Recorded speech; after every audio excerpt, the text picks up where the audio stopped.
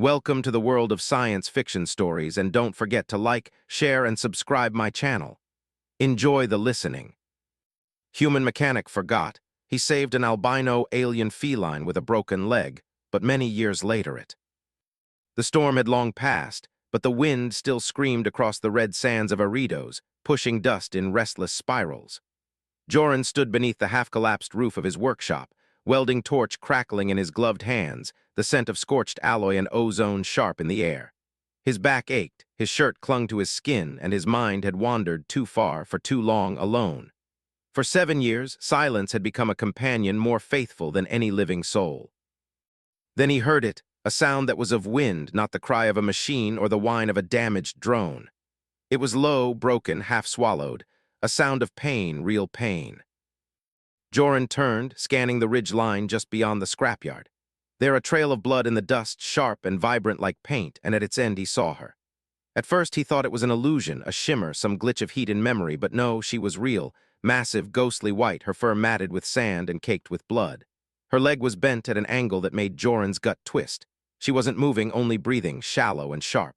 Her eyes were half-lit, glowing faintly yet alert, alive. He approached slowly, step by cautious step. She didn't growl, didn't run, didn't bare her teeth. She just watched, alien, yes, tiger-like, but not quite. Her form was sleeker, her shoulders broader, her ears longer and tapered to points, her tail thick and slightly segmented near the base, twitching when he came within arm's reach.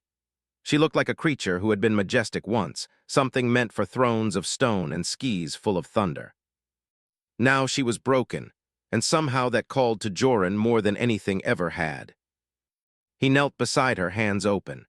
Voice low and gravel-worn, "I've got you," he said. "We're going to fix this." She didn't flinch when he touched her side. She just closed her eyes. Maybe that was trust, or maybe she'd just given up.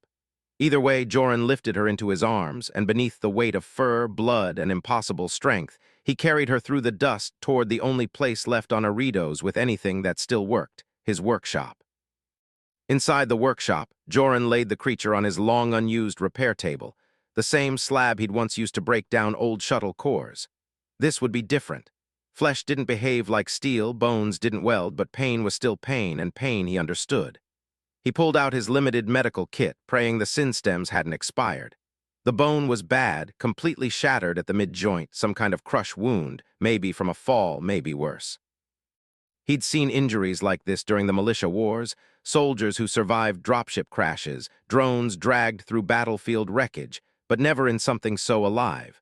Her breath rattled in her chest as he injected the stabilizing agent. Her muscles twitched when he cut away blood-soaked fur, revealing a mess of pale skin bruised deep purple. She didn't lash out, not once. She just lay there watching him.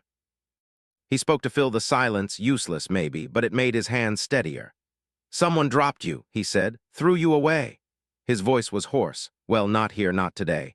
He constructed a brace from reinforced polyalloy, something strong but flexible, the kind he used for broken crawler arms.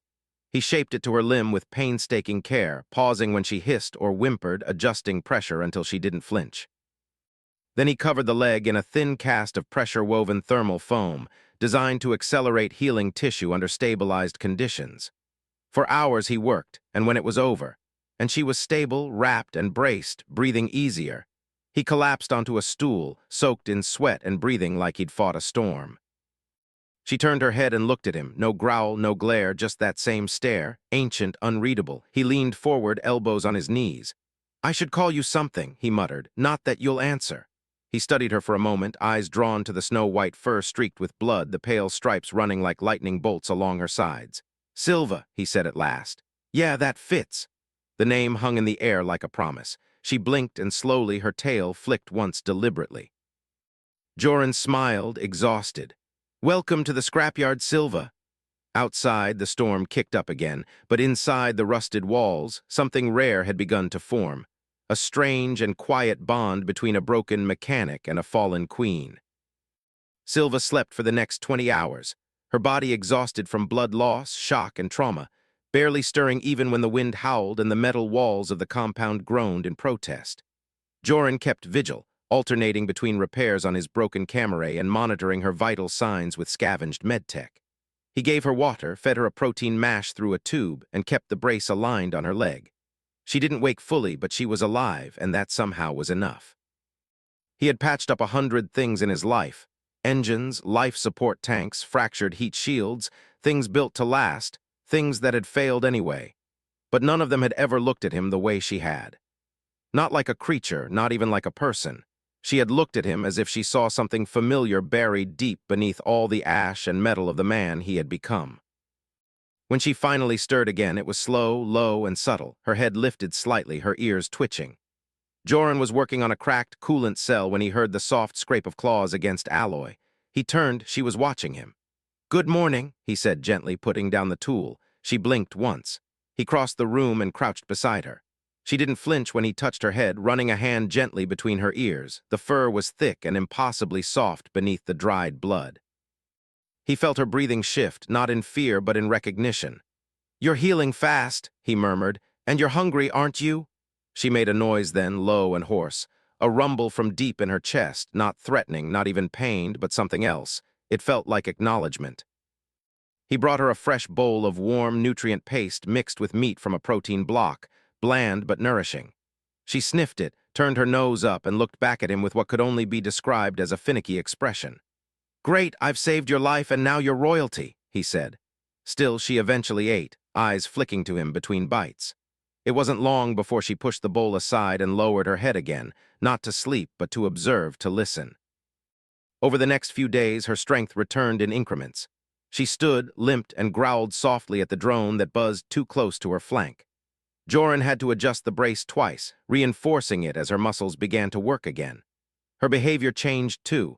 She followed him around the shop when she could manage it, watching him as he soldered power lines, as he mapped old Cal signals on his broken screens. She was curious, not just about her surroundings, but about him. He caught her staring at his hands, once covered in grease and scars, knuckles swollen from old breaks. "Don't get all philosophical on me," he muttered, adjusting a valve. "I just know how to fix things." She didn't answer, of course, but she didn't look away. By the end of the week, she was walking almost normally with the brace on. Her body had filled out again, strong, sleek, sharp-eyed. He watched her one evening bat at a loose wire hanging from the ceiling like a bored cat. She jumped once, not quite clearing the workbench, and landed awkwardly. He cringed. She glared at him, and then slowly she did it again. This time she landed perfectly. He clapped, she growled. The sound wasn't unfriendly. It was the sound of something long dormant waking up again. Not just in her, but in both of them. Joran didn't sleep well the night before she left, not because he suspected it, but because part of him already knew she had been restless all day, packing, sniffing the doors, watching the sky through the broken skylight above his bunk. Her leg was nearly healed, the brace almost useless now. Her steps were sure and strong. He had even seen her crouch and leap onto the higher platform where he stored his backup generators. She stood there like a monarch, the glow of the twin moons painting her fur silver and violet, untouchable. He didn't ask her to stay, he wouldn't beg. He just left the gate unlatched. The next morning, she was gone. He found her tracks in the sand, heading north toward the canyon passes where nothing human dared tread. He stood there for a long while, hand resting on the old rifle he didn't need anymore, heart too quiet to speak. Then he went back inside the workshop, which felt larger, louder. The silence she'd once filled echoed now. He worked anyway, repaired a drone engine, rewelded the stabilizer mounts, ate a ration bar he didn't taste, spoke aloud, forgetting she wasn't there to listen. He left her name scratched into the steel above her table, Silva. It didn't feel like enough, but it was all he had. Weeks passed, then months. He caught himself watching the ridge, sometimes listening for soft pads against sand, for that quiet, purposeful growl of hers. The memory of it lived in the walls now, in the hair still clinging to his coat, in the claw marks she left on the side of his engine block. He never painted them out because she had become part of the place and part of him. One evening, while welding a broken intake valve, a thought crossed his mind. A quiet, absurd, hopeful thought. Maybe she'd return not because she needed healing, but because some debts weren't just owed, some were honored. Out there somewhere in the wild that had once tried to break her, a queen was running again, with steel in her bones and a fire in her blood, and Joran, the mechanic with broken hands, would be waiting. Aritos never forgot how to be silent, the kind of silence that pressed against the ribs, not empty but heavy. Joran had grown used to it after Silva left. He returned to the rhythm of solitude, fixing rusted crawler arms, recalibrating old weather satellites, scavenging ruins for circuit boards that might still blink to life under patient hands. Yet no amount of work filled the hollow she left behind. He found her paw prints long after the wind had begun to bury them, deep, wide, proud tracks that hadn't returned. That was what got him. She hadn't circled back, she'd moved forward. He spent nights wondering if she'd even made it, if that leg he'd repaired could carry her across the brutal valleys of Aridos, if she'd encountered scavenger packs or Sandor, or the drones that sometimes woke in the storms, if she had found others like her, or if she was alone again, wandering under strange stars with a mechanical brace still clinking softly in the quiet. Joran talked to her sometimes, not expecting a response, just muttering between tasks like he used to, comments on engine diagnostics, complaints about his tea going stale, thoughts on the shape of clouds that rolled through like forgotten ships. She probably found someplace better, he told himself, once better than this scrapyard hell. Still, every few weeks he'd scan the northern ridge with his old scope, hopping for a flicker of white against the burning orange rock. Nothing ever came, only dust, time. But something had changed in him. He no longer thought of her as a beast. She had been too much, too aware, too intentional. That wasn't just animal instinct, it had been memory choice. The way she looked at him the day she left, it hadn't been farewell, it had been a promise. One day, under a sky veiled in stormlight, he found something buried in the sand. A piece of bone, clean, polished, and beside it a claw not dropped, placed, curved and sharp and pale like a gift.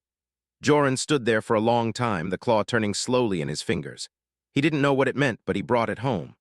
The sky didn't warn him. It cracked open in the middle of the third cycle, just past midday, when the sun hung brutal and the sand shimmered like boiling glass. Joran was outside working on the fuel cell mount of a broken hover rig when the wind shifted. It didn't pick up in speed. It just changed tone. The way the sound of the dunes folded against metal. It was enough to make him look up, and he froze. Not far from the ridge line, dust billowed in soft spirals around 4 moving figures. At first they looked like wind illusions, ghosts in the heat haze, but they moved too deliberately, too precisely. Each step was measured, not the skittish dart of wildlife. No, these were movements of confidence. At the front, larger than the rest, was a shape Joran would have recognized in any age on any world, Silva. No brace now, no limp. Her leg had healed beyond his patchwork work. She walked like a creature made from thunder, her muscles coiled with silent power, her coat shimmered white as starlight, marbled with pale stripes that danced in the wind behind her. 3 smaller forms followed, barely half her size but unmistakable in shape and spirit. Calms. Joran couldn't move, not when she reached the boundary, not when she stepped into his scrapyard like she'd never left, not even when one of the cubs bolted ahead, stumbled on a fuel hose, and chirped in confusion at a rusted drone shell. Silva watched him silently, then approached. She stopped just in front of him, eyes locked to his tail swaying behind her in slow arcs, and she bowed, not deeply but enough, a tilt of her head, a flex of her shoulders, an unmistakable gesture of not subservience but respect, recognition.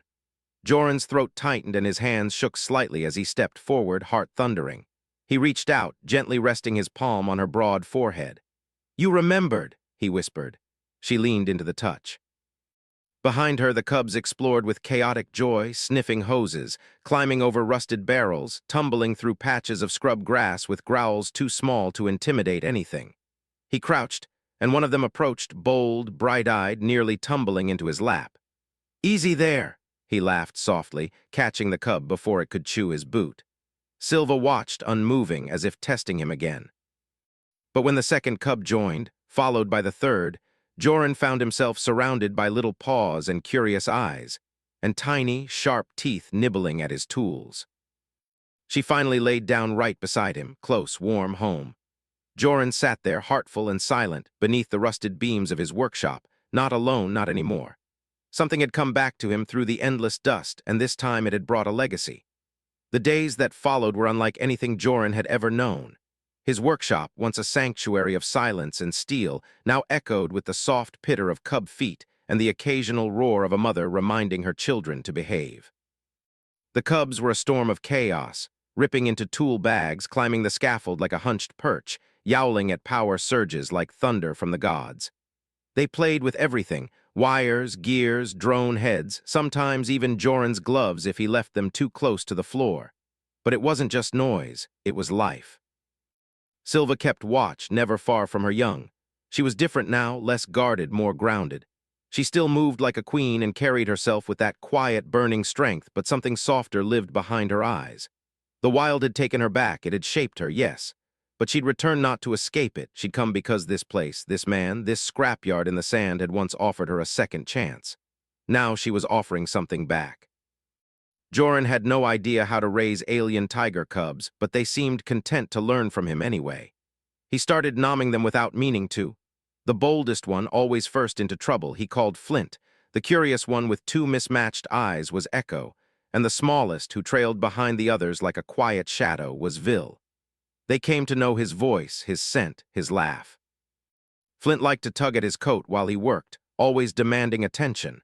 Echo watched everything like Silva, quietly calculating, and Vil preferred to sleep near the steady hum of the generator, nestled in a crate filled with spare cables. Silva let them be, she let him be. Sometimes she joined him at the edge of the landing platform at night, when the heat of the day was gone and the stars lit the sky like broken glass. She would sit beside him, their shoulders nearly touching, both of them staring upward as the wind whispered over the dunes. Joran often wondered what she saw out there, what she remembered. He didn't ask, some things didn't need words. One night, while he replaced a coolant pipe beneath a rusted scout rig, Flint disappeared. It took him 10 minutes to realize it, another 2 to track the cub out beyond the northern ridge. Silva moved fast. She burst past him with a low, guttural cry that cracked the night in half. By the time Joran reached them, Flint had cornered himself against a collapsed mining shaft, tail puffed up, growling weakly at something in the dark. A scorpion drone, old and feral, its claws twitching with static charge, its movement jerky but dangerous. Silva didn't hesitate. She flung herself between her cub and the machine, her roar turning the stars silent. The drone lunged. Joran fired a plasma bolt that struck the core, and the thing dropped mid-lunge, limbs twitching before finally going still, smoke coiling into the cold air. Flint whimpered. Silva turned and licked his face once gently before nuzzling him toward Joran. The cub ran to him, and Silva, bloodied but still proud, limped back to the compound in silence. That night Joran didn't sleep. He just sat beside her in the corner of the workshop, cleaning her wounds, brushing white fur from his lap, whispering things she never asked to hear, but never turning away from. He knew then she hadn't just come back to say thank you. She'd come back because she trusted him, and now her cubs would too. The first sign of trouble came with the ash winds. They were rare on Eridos, but when they rolled across the flats, they turned everything gray, sky, sand, even the stars. Static clung to the air like breath behind glass. Joran checked his instruments, and what he found made his gut twist. A signal not native, not background radiation, but a ping. Someone was searching. He'd seen this kind of signal before, decades ago during the border skirmishes. Private hunters with cloaked crafts, armed with bio-trackers and det orders, searching for things no one wanted to admit existed. He had heard rumors on the relay boards, genetic bounties, off-world collectors looking for rare species, rumors of alien predators stolen from their wild homes to be locked in stasis tanks for display, rare creatures like Silva. Joran killed the outer lights, the jammers activated. The signal vanished for a heartbeat, then changed frequencies and came again, stronger, closer. He walked out onto the sand, pulse rifle across his back. Silva was already waiting at the ridge. She knew her body was still tailed, swaying in the dust. The cubs were hidden, Flint and Echo, beneath the crawl space veil inside the drone bay. The wind howled, then the ship arrived. It shimmered into view with a choked burst of displacement, a predator silhouette etched against the gray sky, sleek black, no lights, no call signs. A low hum of activated stasis beams spun beneath its hull. It wasn't here to negotiate. Joran stood tall, coat snapping in the wind, rifle powered and aimed. The ship hovered for a moment, then dropped a beacon. A voice buzzed through the static, artificial and disinterested. "Deliver the specimen, you will not be harmed." Silva didn't flinch. Joran lowered his rifle, smiled, then shot the beacon. The explosion lit up the sky. The ship reacted instantly, firing a net lance straight toward the ridge. Silva dodged, claws slamming into the rock as she launched herself upward, roaring with fury. Joran ran into the wind, shouting over the storm, "Stay hidden, don't let them take her." The next blast struck the side of the workshop, knocking half the wall loose. Sparks flew. Flint yelped from beneath the deck. Joran spun, leveled his rifle, and fired. He hit the ship's stasis coil. The beam faltered. That was all Silva needed. She leapt onto the ship's hull, claws tearing metal, her weight dragging the stabilizers off-center. She roared again, a deafening, primal sound, the kind of sound that didn't echo. It commanded the silence to listen. The ship veered wildly, hit a sandbank, and kenned sideways into the canyon wall. It didn't explode, but it didn't rise again. Joran limped to the edge of the ridge, panting, rifle out of charge. Silva stood atop the wreckage, body heaving, eyes bright with fury. She looked down at him, then climbed down slowly and gracefully, fur matted with oil and ash. When she reached him, she pressed her forehead to his chest, and the cubs came running. They didn't cheer, didn't yowl. They just gathered around him, touching their mother with soft chirps as if to check she was still whole. She was, and so was he. The scrapyard had stood through another storm, not because of metal, not because of guns, but because something had made it worth protecting. The morning after the battle arrived quiet and blue. The ash storm had passed, leaving a thick layer of dust over everything: metal, sky, paw, memory. Joran stood at the top of the ridge with a salvager's eyes and a father's heart, watching Silva nudge her cubs one by one through the wreckage of the downed hunter ship. She wasn't inspecting it for danger. She was teaching them. Flint, still reckless, leapt onto a bent stabilizer and nearly slipped off. Silva snapped at him, not angrily but sharply enough to remind him that survival wasn't a game.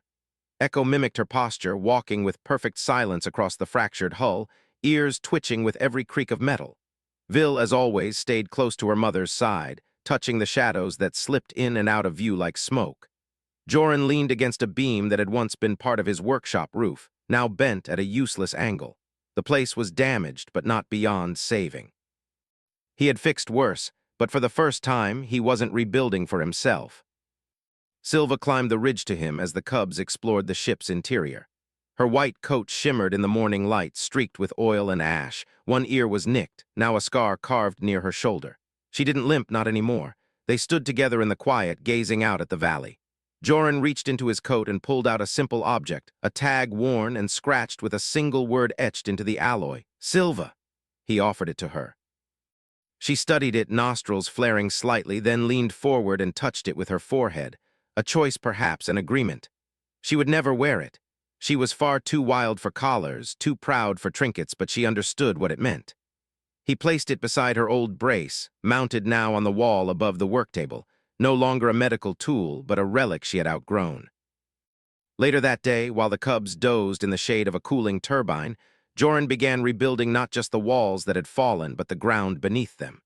He laid down new foundations, rewired the solar panels, scavenged the drone wreck for parts that could make the perimeter stronger. Silva watched him, and when she saw the cubs trying to pull tools from his crate, she let them learn.